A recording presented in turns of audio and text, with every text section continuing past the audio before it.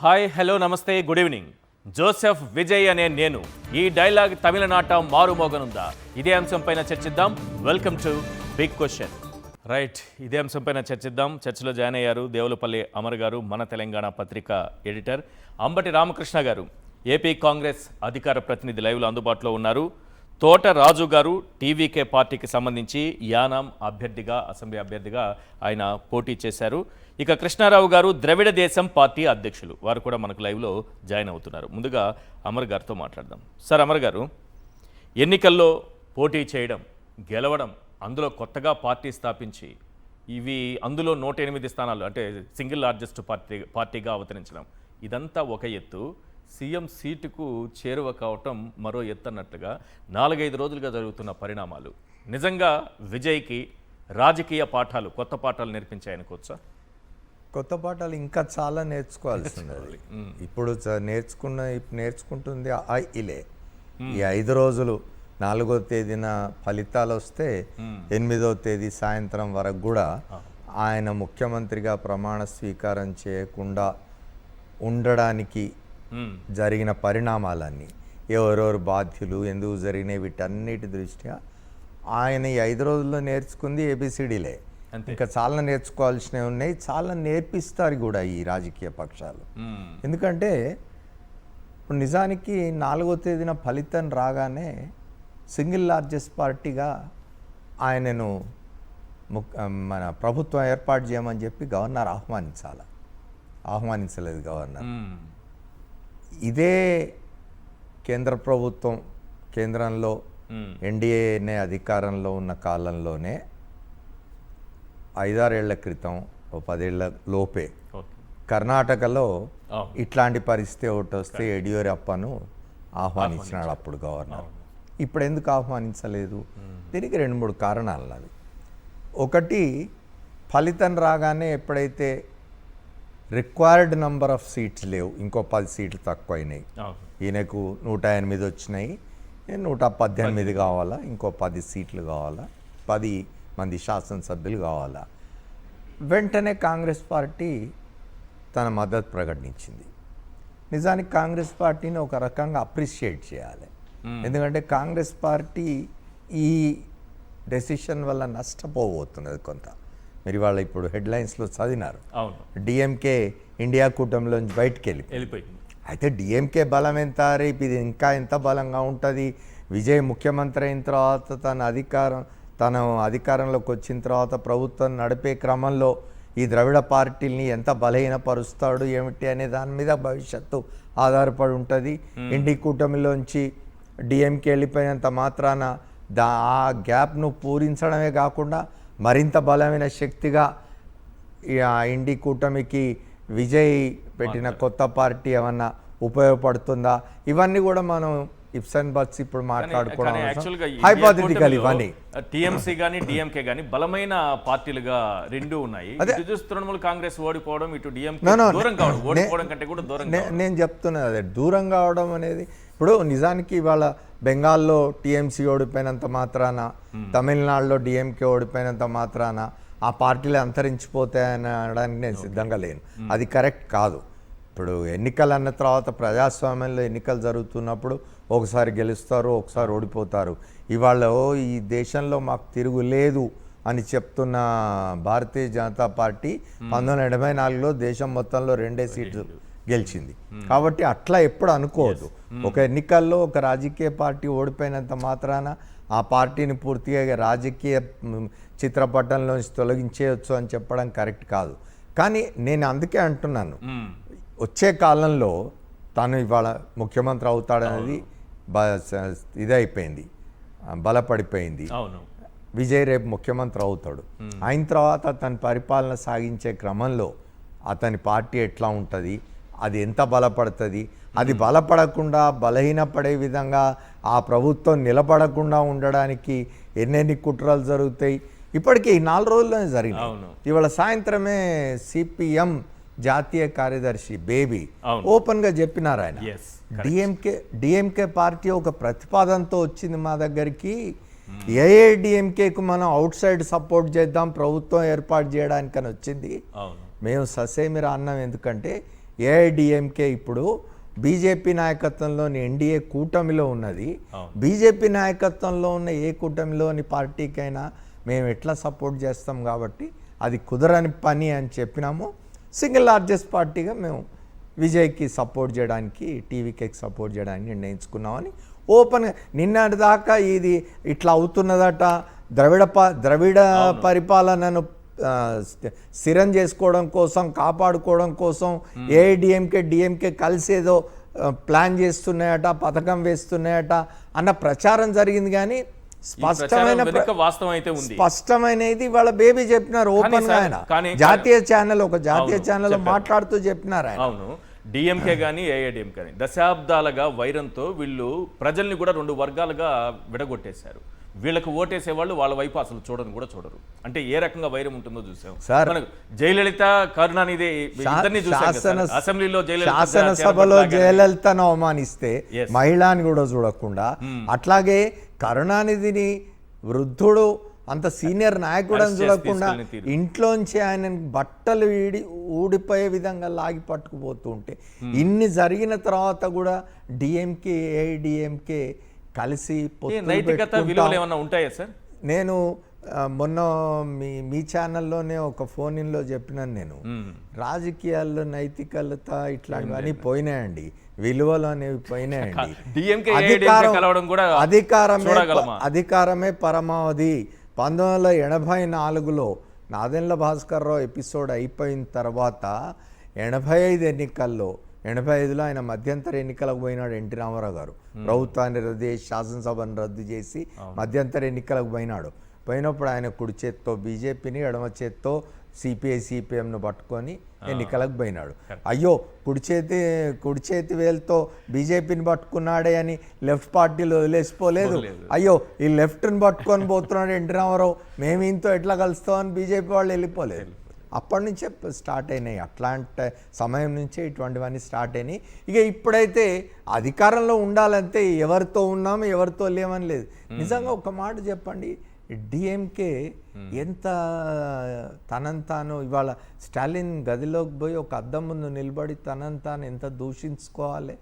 ఏఐడిఎంకేకు BJP నాయకత్వంలో ఉన్న ఎన్డీఏలో భాగస్వామిగా ఉన్న ఏఐడిఎంకేకి, తనకు తొలి నుండి బద్ధశత్రువుగా ఉన్న డిఎంకేకి, తన తండ్రిని అంత అవమానించిన ఏఐడిఎంకేతో కలిసి పోవాలి అన్న ఆలోచన రావడమే స్టాలిన్కి ఇది రాజకీయంగా ఎంత దివాలా కోరుతనం అనుకోవాలి చెప్పండి. అంటే అధికారం మీ మధ్యలోనే ఉండాలి. ఈ టీవీకే అని ఒక పార్టీ పెట్టి వచ్చిన విజయ్ అనేవాడు నీ ద్రవిడ దీనికి సంబంధించిన వాడు కాదు, నీ చెప్పు చేతుల్లో ఉండేవాడు కాదు. అసలు ఈ కుట్ర మొదలు పెట్టడమే బీజేపీ మొదలుపెట్టింది గవర్నర్ను ఉపయోగించి. అసలు గవర్నర్ సింగిల్ లార్జెస్ట్ పార్టీని పిలవకుండా ఎట్లా ఉంటాడండి? ఆయనకు ప్రభుత్వాన్ని ఏర్పాటు చేసేంతమంది శాసనసభ్యుల బలం ఉన్నదా లేదా అనేది తేలాల్సింది శాసనసభలో, గవర్నర్ బంగ్లాలో కాదు. వాళ్ళు రాజ్భవన్ అని ఉంటే ఏదో రాజరికపు కంపు కొడుతున్నది అని రాజ్ అనేది తీసేసి లోక్ భవన్ అని పెట్టి లోకానికి చేస్తున్న న్యాయం ఇది. బీజేపీ ఎంత అన్యాయం చేస్తున్నది లోకానికంటే ప్రజలకి ఎంత అన్యాయం చేస్తున్నది. సింగిల్ లార్జెస్ట్ పార్టీగా వచ్చిన వాడిని పిలిచి ప్రభుత్వం ఏర్పాటు చేయమని చెప్పి ఓ పక్షం రోజులో వారం రోజుల్లో టైం ఇవ్వాలి. ఈలోగా నువ్వు శాసనసభను సమావేశపరిచి శాసనసభలో నీ బలాన్ని నిరూపించుకోవాలి, మ్యాజిక్ ఫిగర్ నీకున్నది అనే విషయం నువ్వు శాసనసభను నిరూపించుకోవాలని చెప్పడం వరకే గవర్నర్ రోల్. కానీ గవర్నర్లు మొత్తం పార్టీ ఏజెంట్లు అయిపోయినారు. ఇప్పుడు ఏ రాష్ట్రంలో పార్టీ ఏజెంట్లుగానే ఉన్నారు. ఈ 4 రోజులు సమయం తీసుకోవడం వెనక ఇంకో వ్యూహం కూడా ఉందనుకోవచ్చు సార్. డిఎంకే ఏడీఎంకే ఇంతకు ముందు డెఫినెట్ గా అదొకటే కాదు, అదొకటే కాదు. బీజేపీ ఏం ఆలోచించి ఉంటుందంటే, నాకేం సందేహం లేదు ఇందులో, బీజేపీ ఏం ఆలోచించి ఉంటుందంటే డిఎంకేని కూడా పక్కన పెట్టి, ఎందుకంటే డిఎంకే కాంగ్రెస్తో ఉన్నది, మొదటి నుంచి బీజేపీని ఎన్డీఏని వ్యతిరేకిస్తూ ఉన్నది, ఈ వివిధ ఎన్డీఏకి సంబంధించిన పథకాలను అపోజ్ చేస్తూ ఉన్నది, ముఖ్యంగా భాష విషయంలో. అట్లాంటి డిఎంకేని కూడా పక్కన పెట్టి ఏఐడిఎంకే తను ఇంత చేస్తే ఏమిటి, బీజేపీ గెలిచింది ఒకటే సీటు అవును. శాసనసభలో. అవును. సరే కాంగ్రెస్ గెలిచింది 5 అనుకోండి, కొంత మీరు గుడ్డులో మెల్లలాగా. ఇప్పుడు ఆ ఒక్క సీటు గెలిచిన బీజేపీ ఏఐడిఎంకేని పెట్టుకొని ముందట 4 రోజులు లేట్ చేస్తే, ఇంకొంచెం కొద్ది రోజులు లేట్ చేస్తే విజయ్ పార్టీ కొత్తగా ఏర్పడిన పార్టీ అది టీవీకే. అలా మనం చూసినాం, డ్రైవర్ కొడుకు, ఇళ్లలో పనిచేసుకునే అమ్మాయి, ఇట్లాంటి వాళ్ళందరూ కూడా శాసనసభ్యులైనారని తెలిసింది. కాబట్టి ఈ 107 మంది అంటే 108లో ఒక స్థానం విజయ్ 2 చోట్ల నుంచి పోటీ చేశాడు కాబట్టి వదులుకుంటున్నాడు. 107 మంది.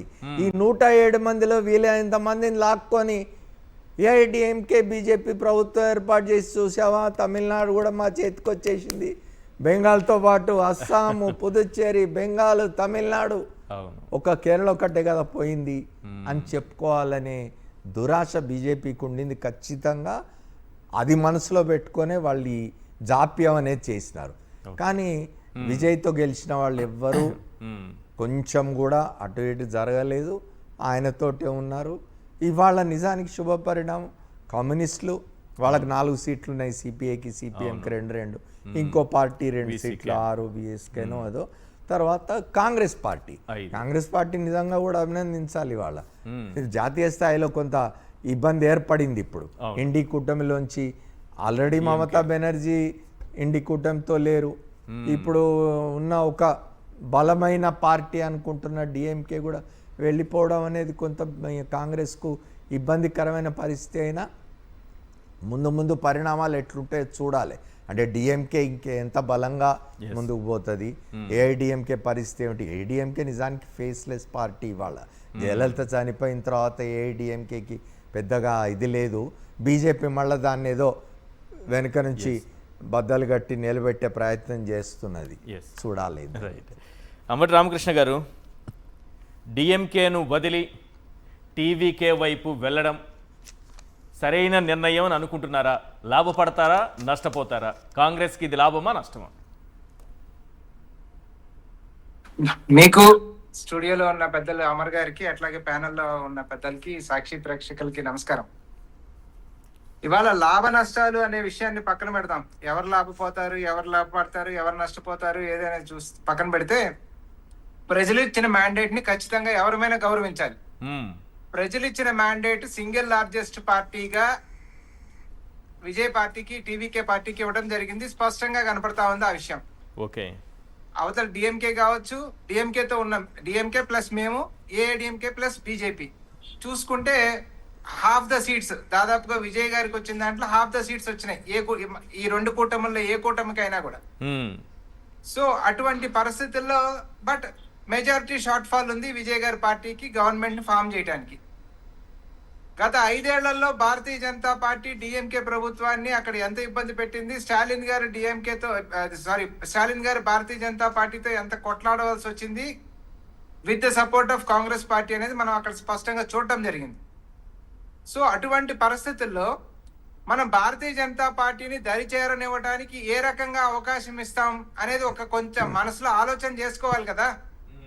4వ తారీఖు సాయంత్రమే ఏఐడిఎంకే డిఎంకేతో అప్రోచ్ అవటం, మనకి పైన పెద్దల భారతీయ జనతా పార్టీ అండ ఉంది, కలిసి మన ఇద్దరం ప్రభుత్వాన్ని ఏర్పాటు చేద్దాం, విజయ్ని కొత్తగా వచ్చాడు కాబట్టి ఇప్పుడే పురిట్లోనే చిదిమేద్దాం, అధికారంలోకి రానియకుండా చేద్దాం, మోడీ అమిత్ షా మనకు అండగా ఉన్నారు అనేటువంటి సంకేతాన్ని ఆల్మోస్ట్ 4వ తారీఖు సాయంత్రమే ఏఐడిఎంకే డిఎంకే పంపించడం.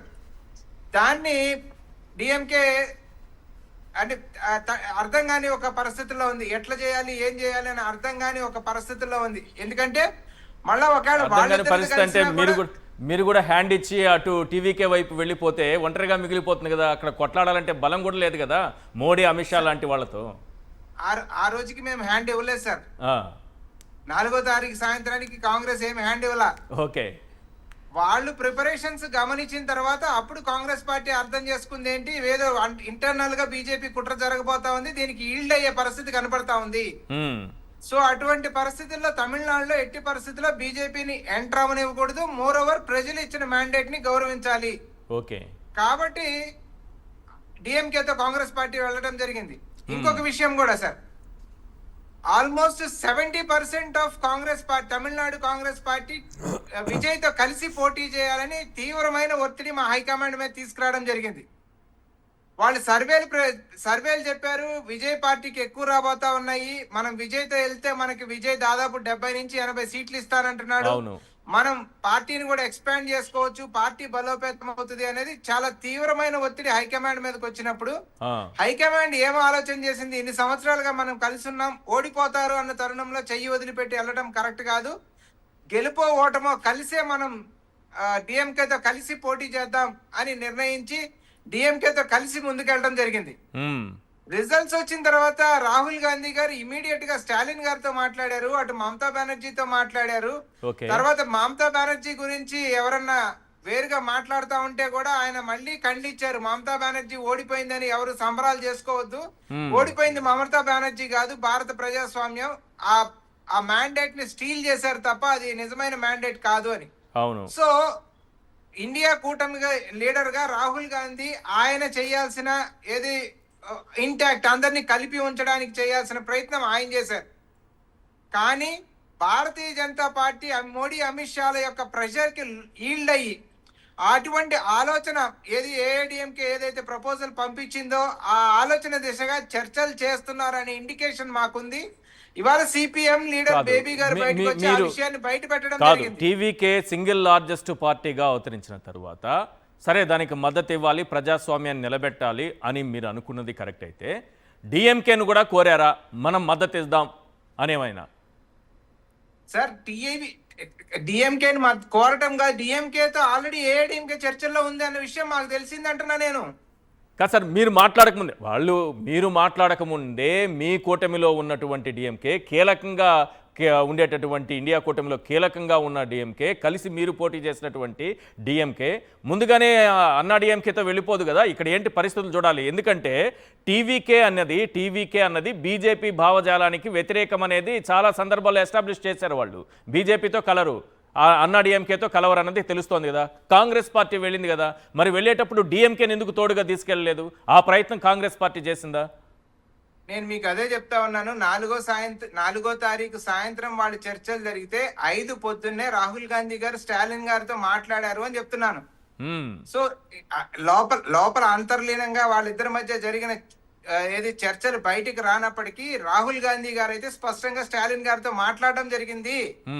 జయరాం రమేష్ గారు మీడియా చైర్మన్ గా ఉన్న జయరాం రమేష్ గారు ఈ విషయాన్ని మీకు బహిర్గతం చేసి రాహుల్ గాంధీ గారు స్టాలిన్ తో మాట్లాడారు అని చెప్పారు. ఒకవేళ అది కాదు అంటే వాళ్ళ అవతల వాళ్ళు ఖండించేవాళ్ళు కదా, రాహుల్ గాంధీ మాతో మాట్లాడలేదని చెప్పేవాళ్ళు కదా, అటువంటిది సైలెంట్ గా ఉన్నారు ఆ విషయంలో. సో వాళ్ళ ఆలోచన డెఫినెట్ గా వేరుగా ఉంది. ఎప్పుడైతే ఈ రకమైన సందేశం వచ్చిందో, మీరు నిన్న మీటింగ్ లో కూడా టీవీకేని అండ్ కమ్యూనిస్టుల్ని కొంతసేపు హోల్డ్ లో పెట్టడం కూడా జరిగింది. తర్వాత కమ్యూనిస్టులు అంటే డిఎంకేని స్టాలిన్ ని మోడీ అమిత్ షా ఇన్ఫ్లుయెన్స్ చేయగలిగారు మీకంటే బాగా అని అనుకుంటున్నారా? ఇన్ఫ్లుయెన్స్ చేసే ప్రయత్నం చేసినప్పుడు దాన్ని ముందుగానే మేము నిలవరించగలిగాము అంటున్నా నేను.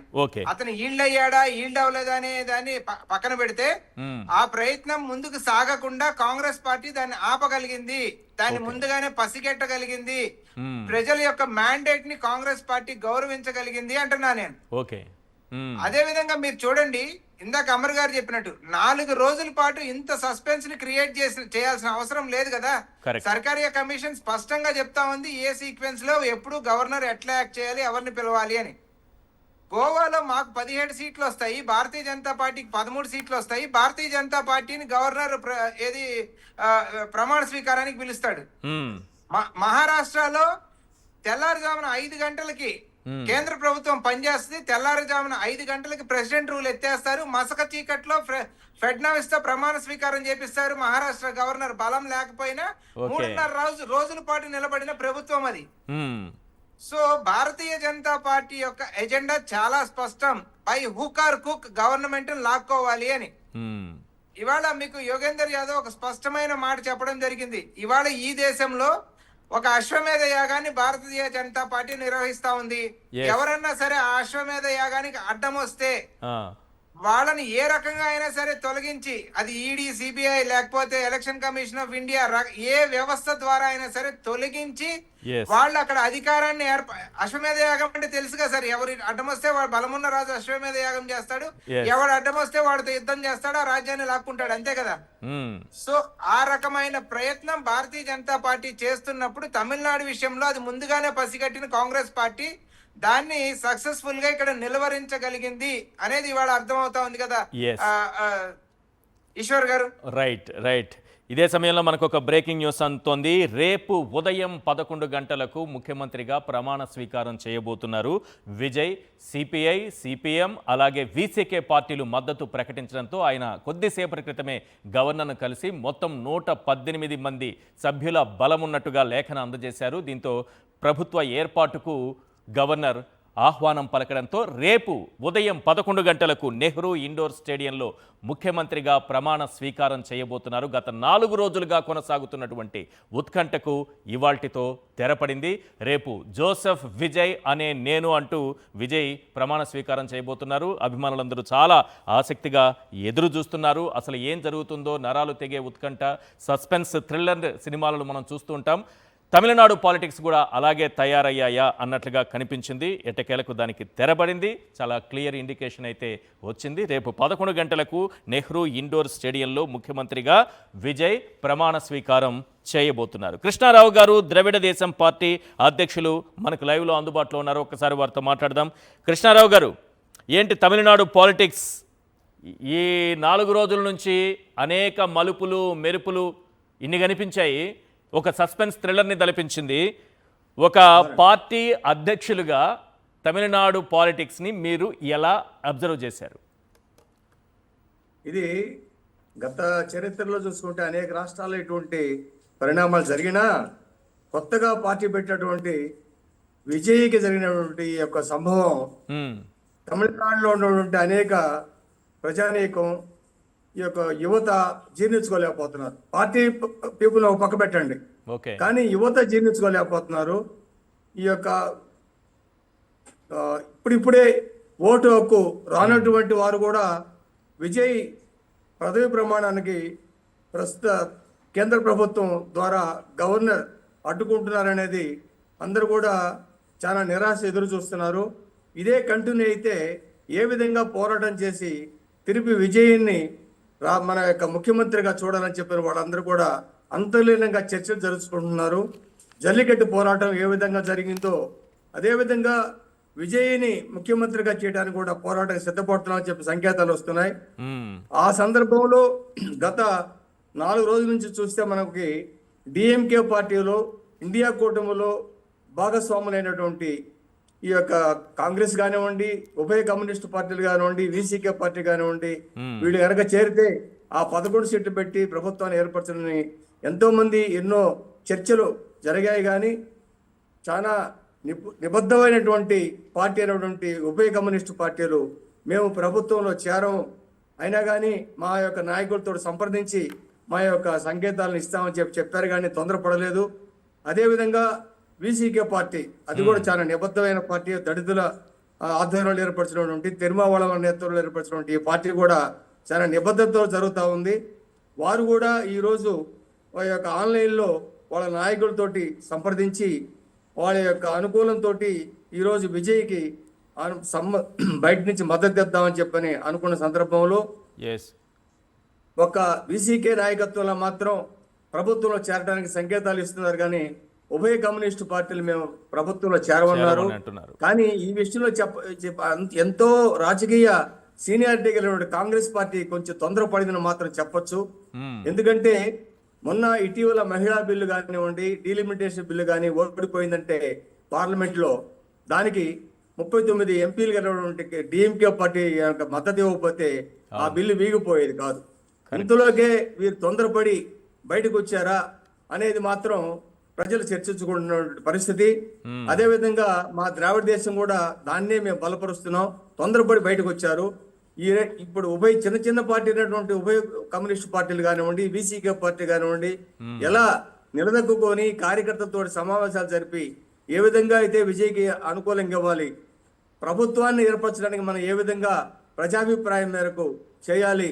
రాజ్యాంగ పరిరక్షణకు మనం ఏ విధంగా అయితే మనం అనుకూలాలు ఇవ్వాలని చాలా నిబద్ధతతోటి వాళ్ళు చేశారు. కానీ కాంగ్రెస్ పార్టీ 5 ఎమ్మెల్యేలు గల కాంగ్రెస్ పార్టీ తొందరపడి ప్రభుత్వంలో చేరడానికి సిద్ధపడుతున్నారు. అయితే ఒకటి చాలా సంవత్సరాల నుంచి DMK ప్రజాస్వామ్యాన్ని పార్టీ నిలబెట్టాలి, వాళ్ళ ప్రజా తీర్పును నిలబెట్టాలి, ప్రజలు ఇచ్చినటువంటి మ్యాండేట్ని నిలబెట్టాలి అనేది ఒకటే. కాంగ్రెస్ పార్టీ వ్యూహంగా చెబుతోంది. అంబటి రామకృష్ణ గారు చెప్తున్నారు ఆయారాం కదా. గయారాం యొక్క పరిస్థితి తమిళనాడు రాష్ట్రంలో ఏనాడు ఉండదు. చాలా నిబద్ధతలుగా ఉంటారు వాళ్ళు, ఎప్పుడు తొందరపడరు. కానీ రాష్ట్ర కాదు సార్, ప్రభుత్వం సంక్లిష్ట పరిస్థితులు కాదు ఉంటే మీ అనుభవం చెప్పండి. ఏఐఏడిఎంకే కలిసిపోవడం, ఈ రెండు కలిసి ప్రభుత్వాన్ని ఏర్పాటు చేయాలనుకునేటటువంటి ఒక ప్రయత్నం జరగడం, ఇదేదో ఊహాగానాలు, ఏదో ప్రచారం అనుకున్నారు. కాదు, ఇది వాస్తవం అనేది ఈరోజు కమ్యూనిస్టులు చెప్పినటువంటి విషయం. మరి అలాంటి పరిస్థితుల్లో కాంగ్రెస్ పార్టీ తీసుకున్నది ఒక గొప్ప చరిత్రాత్మక నిర్ణయంగా వాళ్ళు చెప్తున్నారు. చరిత్రాత్మక నిర్ణయం అంటే కార్యకర్తల్ని వాళ్ళ యొక్క నాయకుల్ని సమావేశపరిచి ప్రజాభిప్రాయం మేర గనక వాళ్ళు నిర్ణయం తీసుకున్నట్టయితే అందరూ హర్షించేవాళ్ళు.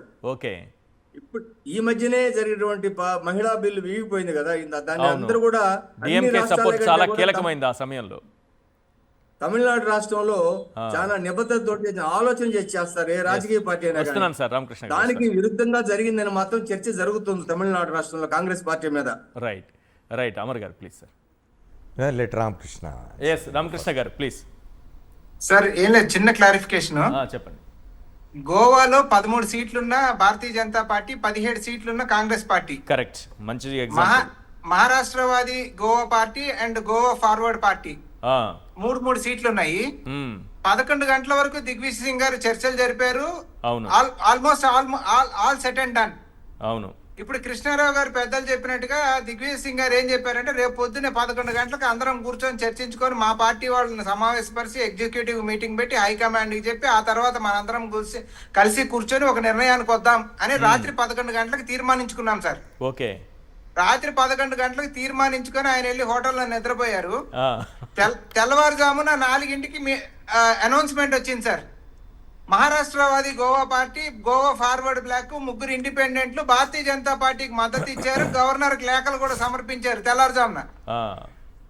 సో ఆ రోజు కాంగ్రెస్ పార్టీని ఏమన్నారంటే, కాంగ్రెస్ పార్టీ హ్యాపీగా స్టార్ హోటల్లో నిద్రపోతా ఉంది. ఈ రాత్రి ఇంత కీలకమైనప్పుడు ఏఐసిసి అది నుంచి వచ్చిన అబ్జర్వర్ ఏ రకంగా నిద్రపోతాడు? కరెక్ట్.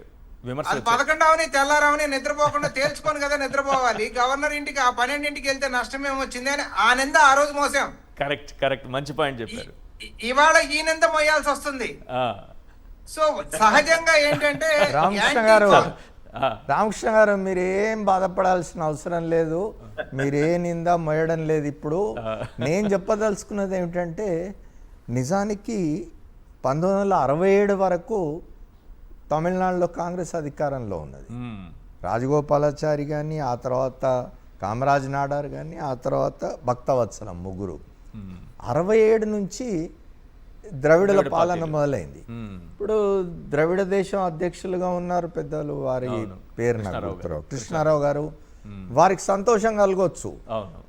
తమిళనాడులో కూడా చాలా మంది సంతోషపడవచ్చు. ఏమిటంటే ఏఐడిఎంకే డిఎంకే కనుక ఏ విధంగా కలిసినా, ఎందుకంటే ఈ రెండు కూడా ఒకప్పుడు ఒకటే పార్టీ. అవును, అన్నాదురైతో మొదలైంది 67లో.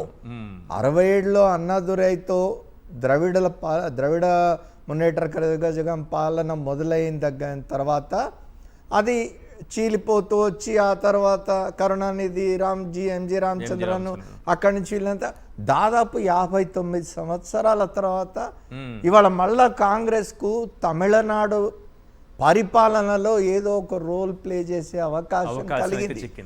దానికి కాంగ్రెస్ సంతోషపడాల్సిందే. మీరేం నిందపడ్డది కదా మా మీద అని బాధపడద్దు.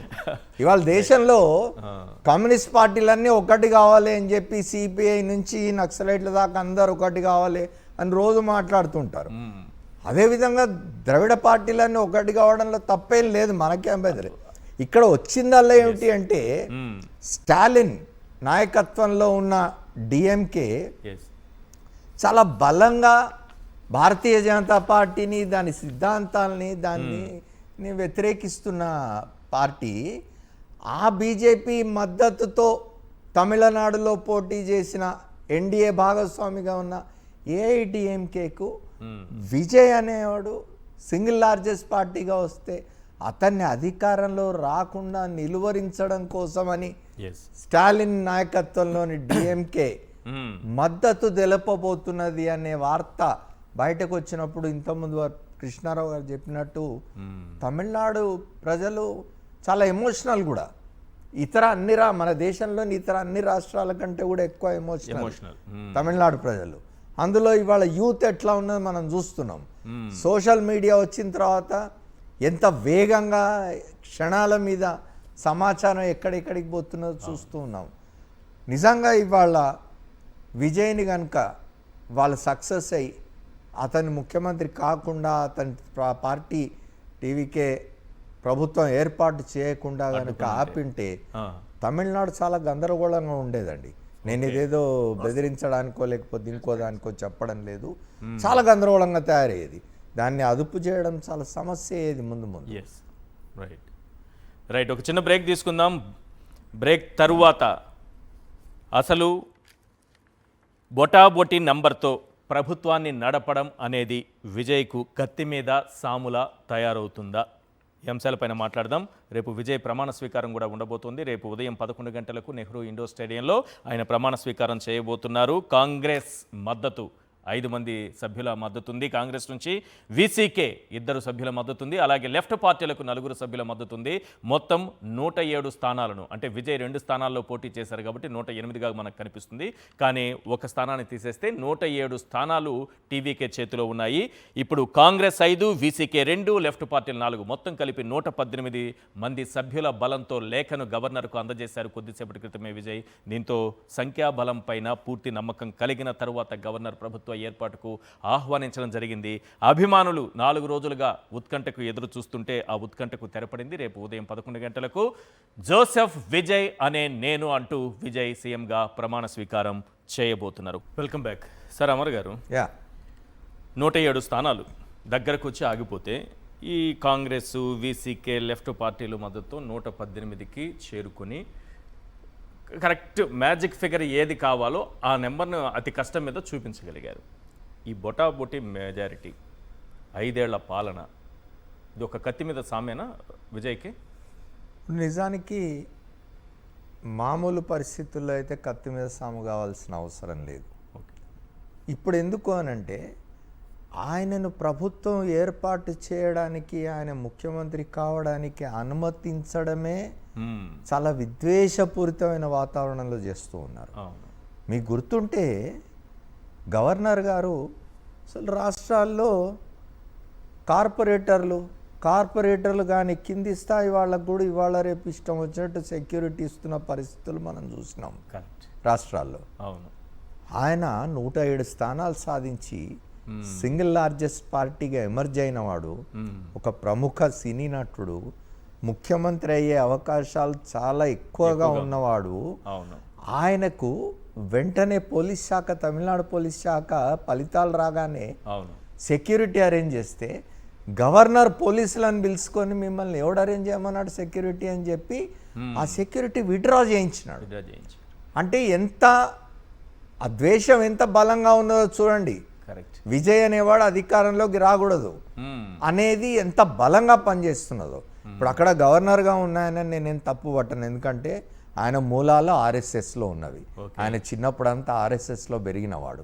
తర్వాత బీజేపీ ఏర్పడిన తర్వాత బీజేపీలోకి వచ్చినాడు, మంత్రి అండ్ ఇంకోటి అండ్. ఇవాళ గవర్నర్గా ఉన్నప్పుడు కేంద్రంలో అమిత్ షా ఏం చెప్పినా హోంశాఖ కిందికి వస్తారు గవర్నర్.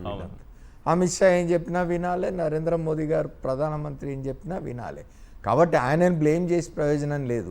భారతీయ జనతా పార్టీకి ప్రధానమంత్రి నరేంద్ర మోదీ, హోంమంత్రి అమిత్ షా, ఇతరులకు విజయ్ని నిలువరించాలి, అతను ముఖ్యమంత్రి కాకూడదు, అతను ప్రభుత్వం ఏర్పాటు చేయకూడదు అనేది ఎంత బలంగా ఉండిందో చెప్పడానికి నేను ఆ ఉదాహరణ చెప్పినాను.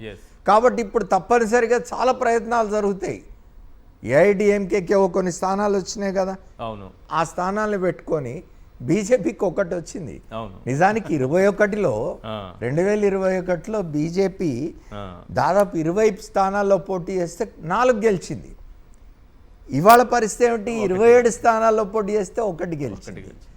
ఆ 1 ఏఐడిఎంకేతో ఉన్న దీంతో కూర్చొని శాసనసభలో రోజు పొద్దున్న లేస్తే ఇక విజయ్తో ఉన్న 107 మందిలో ఎవరిని ఎట్లా లాగుదాం, ఏం చేద్దాం అనే ఆ 118లో ప్రయత్నంలో ఒకటి రెండు ఇటు ఇటు ఏదైనా జారితే చాలా కష్టం అవుతుందేమో అని ఎట్లా లాగేద్దాం అనే ప్రయత్నంలోనే ఉంటారు. కానీ ఒకటి అంటే నేను మళ్ళీ చెప్తున్నాను, ఇవాళ విజయ్ పెట్టిన కొత్త పార్టీ టీవీకే అనే దాంట్లో ఈ రాజకీయాల్లో రాటుదేలిన వాళ్ళు ఎవరు ఉన్నట్టుగా పెద్ద అనిపించలేదు. అవును. అన్ని కొత్త మొహాలుగా ఉన్నట్టుగా కనిపిస్తున్నది. బహుశా వాళ్ళెవరు ఇట్లాంటి ప్రలోభాలకు లొంగి బయటకు పోతారని నేను అనుకోను. ఒకవేళ అట్లాంటి ప్రయత్నం ఏమన్నా ఇవాళ మనం తప్పనిసరిగా ఈ హెచ్చరిక చేయాల్సిన అవసరం ఉన్నది.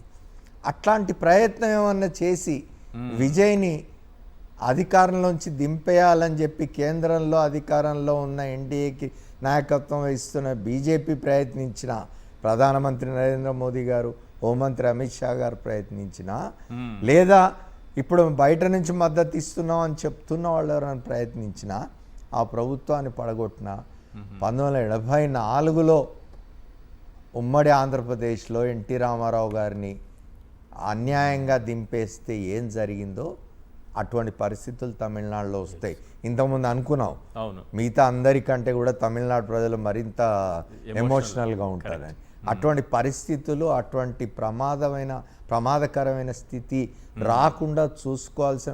మొన్న ఎన్నికల ఫలితాలు వచ్చిన రోజు సాయంకాలం భారతీయ జనతా పార్టీ కేంద్ర కార్యాలయంలో ప్రధానమంత్రి నరేంద్ర మోదీ ఉపన్యాసం బాగా మాట్లాడినారు.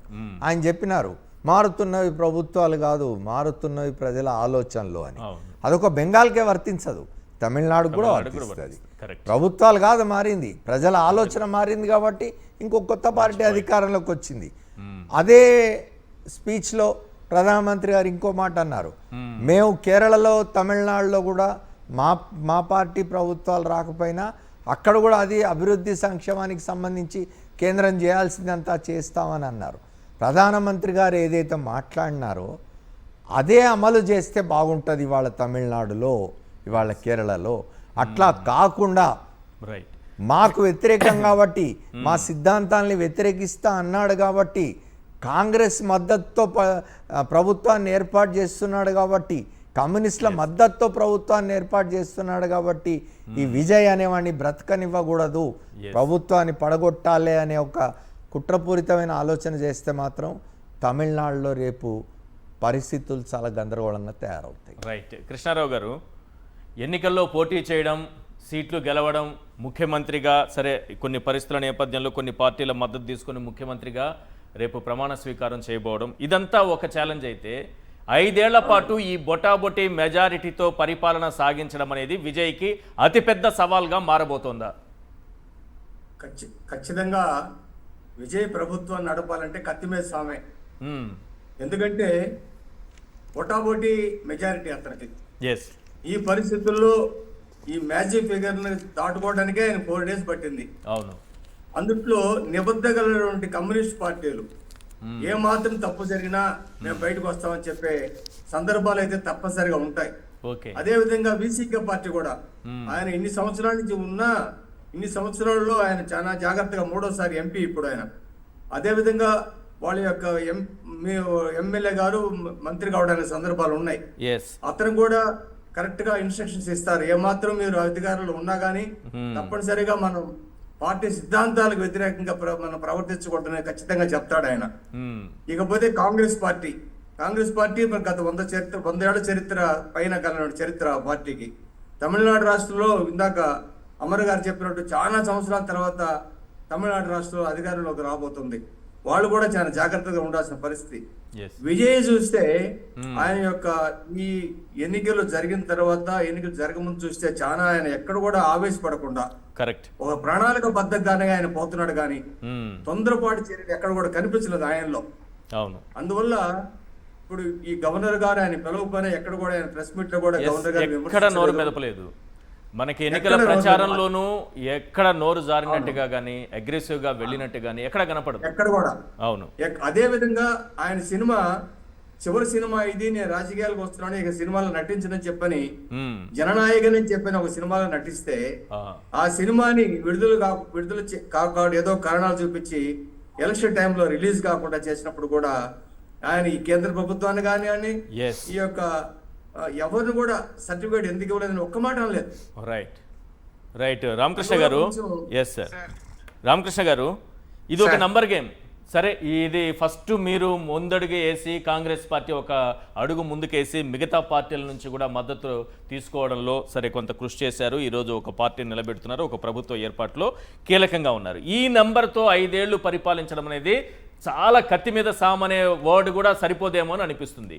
సో ఈ బలాన్ని పెంచుకునేటటువంటి, ఎందుకంటే ఏ రోజు 1-2 సభ్యులు చేజారిన పరిస్థితి దారుణంగా తయారవుతుంది. ఈ నంబర్ని పెంచుకోవడానికి మీకున్న అవకాశాలను ఏమన్నా వాడుకుంటారా?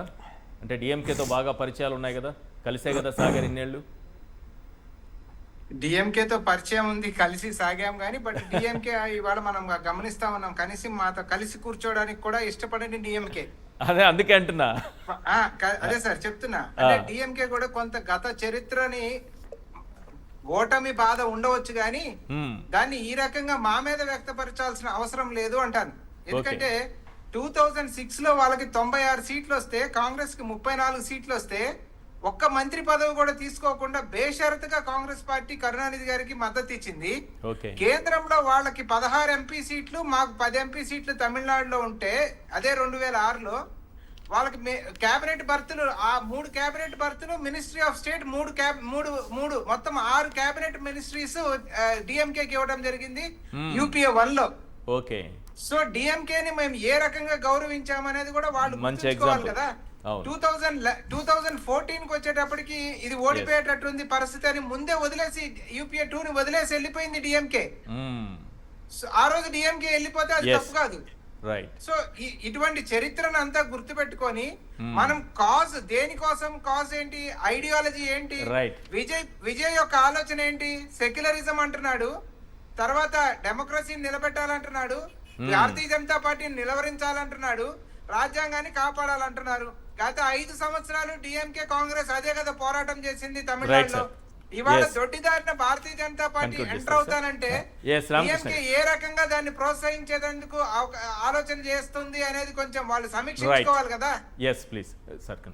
ఒకటి చివరగా నేను చెప్పదలుచుకుంది ఏమిటంటే, ఇంతకుముందు రామకృష్ణ గారు చెప్పినట్టు విజయ్ చాలా ఐడియలిస్టిక్ పాలిటీషియన్గా ఎమర్జ్ కావడానికి వచ్చిన ఒక యూత్కి రిప్రజెంటేటివ్గా ఒక ప్రొజెక్షన్ జరిగింది. అవును. కాబట్టి ఆయన చేయాల్సింది ఏంటంటే, ఆయనకు చెప్పాల్సింది ఏమిటంటే, ఎవరైనా కూడా బాబు ఇప్పుడు అన్ని రాజకీయ పార్టీలో జరుగుతున్నట్టుగా పోచింగ్కు పాల్పడకండి.